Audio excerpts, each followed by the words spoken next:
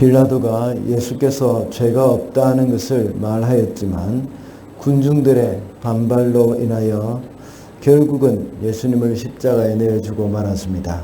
이 말씀을 통하여서 어제는 잘못된 판결이라는 제목으로 말씀을 살펴봤습니다. 잘못된 판결은 다수의 의견에 의한 것이었고 또 사람을 기쁘게 하려는 것이었습니다. 그리고 잘못된 판결은 최대의 그 수혜자가 바로 우리였다고 말씀을 드렸습니다. 오늘 본문에서는 예수님의 십자가 앞에서 각기 다르게 반응을 하고 있는 사람들이 나타납니다. 골고다로 올라가는 예수님을 보면서 울고 있는 여인들과 주님을 조롱하는 사람들, 그리고 회개하는 강도입니다. 이들의 모습을 보면서 오늘은 십자가 앞에 선 자들이라는 제목으로 말씀을 살펴보겠습니다.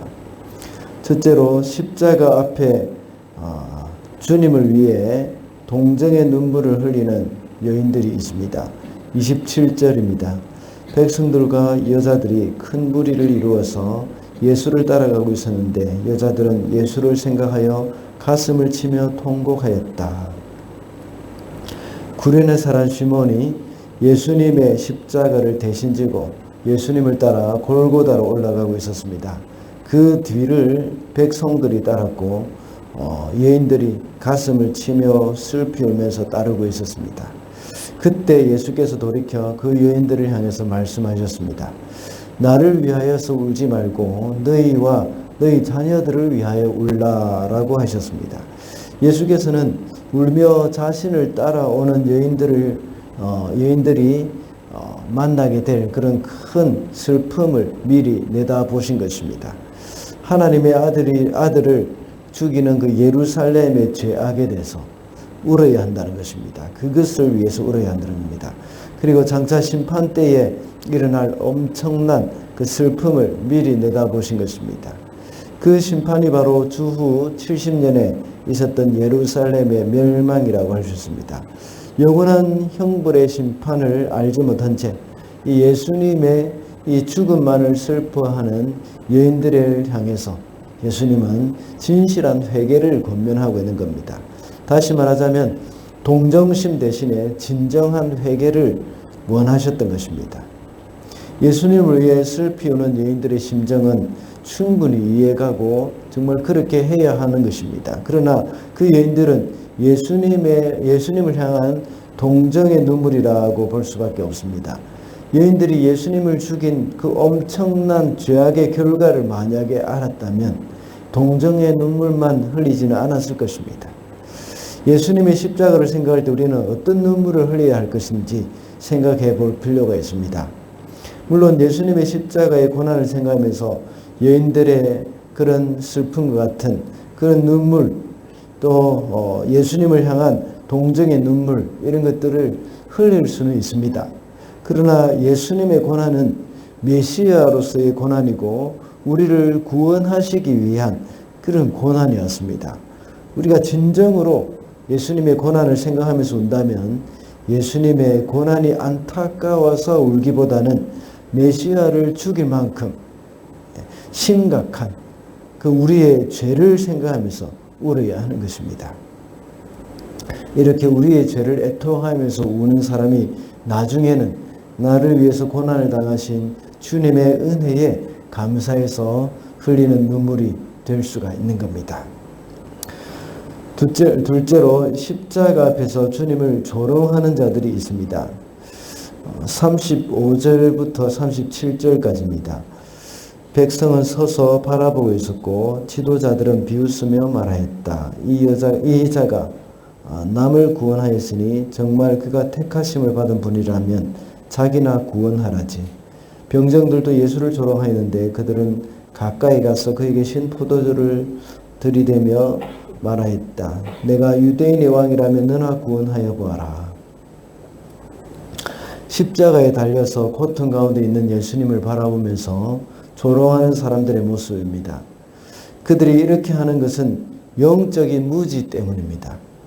예수께서도 34절에서 말씀하시기를 저들이 하는 일을 알지 못한다고 하셨습니다. 그러면서 그들을 용서해 달라는 기도를 하신 겁니다. 그들이 몰랐다고 해서 그들이 저지른 죄가 가벼워지는 것은 아닙니다. 오히려 그들의 무지가 그들로 하여금 무서운 죄를 범하게 만들었다는 사실, 그것을 잊어서는 안 되겠습니다. 오늘날도 십자가의 의미를 알지 못하는 그 영적으로 무지한 사람들은 십자가를 조롱합니다. 그래서 고린도전서 1장 23절에는 십자가가 이방인들에게는 미련한 것이라고 말을 합니다. 믿지 않는 자들은 아직도 십자가의 의미를 알지 못합니다. 예수께서 왜 죽으셔야 하는지 알지 못하고 있습니다. 우리 성도들은 그들을 향해서 올바로 십자가의 복음을 전해야 합니다. 예수께서 왜 이렇게 돌아가셔야 하며 우리 성도들이 왜 십자가를 그토록 중요하게 여기는지를 그들에게 알려줘야 하는 겁니다. 그래서 십자가를 조롱하고 기독교를 이해하지 못하는 그들이 회개하면서 돌아오게 해야 하는 겁니다. 그래서 베드로전서 3장 15절에는 소망에 관한 이유를 묻는 자들에게 대답할 것을 항상 예비하라고 했습니다. 우리가 전도할 때 무조건 교회 나오라고 하는 것은 아무 말도 하지 않는 것보다 훨씬 낫습니다. 그러나 우리가 믿는 도리를 잘 설명해주고 십자가의 의미, 왜 예수께서 십자가에 돌아가셨는가, 그것에 대해서 말을 할 수 있도록 항상 우리가 준비하는 것이 중요한 것입니다. 우리가 왜 이것을 믿고 있는가, 내가 왜 구원의 도리가 어떤 것인가, 이것을 사람들에게 전할 수 있는, 이야기할 수 있는 준비, 이것이 우리에게 필요한 것입니다. 그리고 교회에서 시행하고 있는 우리 알파 사역, 이것을 위해서 적극적으로 기도를 해 주시기 바랍니다. 그러면서 믿지 않는 사람들이 이 일을 통해서 주님 앞에 나올 수 있도록 해야 하겠습니다. 이것이 바로 영적인 무지에 빠져서 주님의 십자가를 조롱함으로 큰 죄에 빠지지 않게 하는 방법이라고 할 수가 있습니다. 마지막으로 십자가 앞에서 주님을 영접하는 사람이 있습니다. 42절입니다. 주님이 주님의 나라에 들어가실 때에 나를 기억해 주십시오. 예수께서 십자가에 달리실 때에 양쪽에 있는 강도 중에 한 명이 한 말입니다.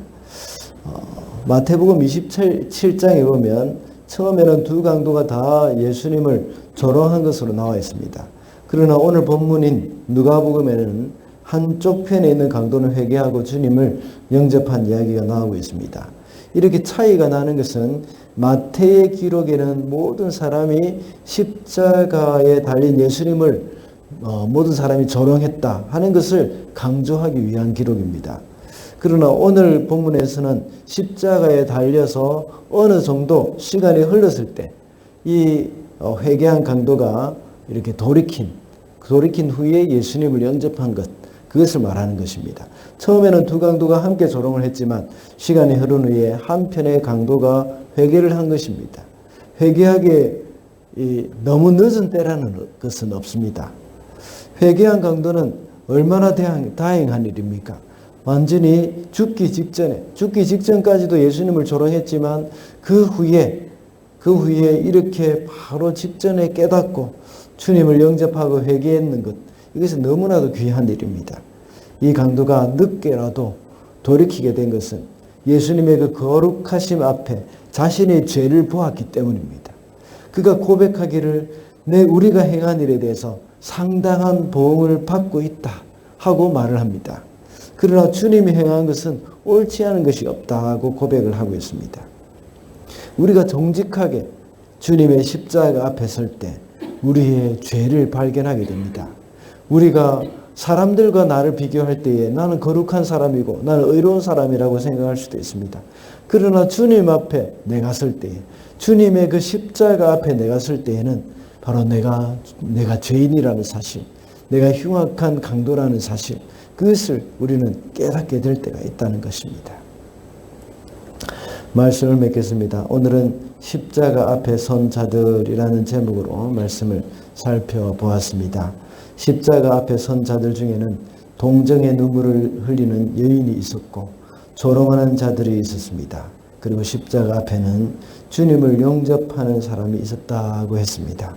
우리는 십자가 앞에 설 때마다 우리의 자신의 죄를 보고 회개하면서 주님을 따라가는 사람들이 되어야 하겠습니다.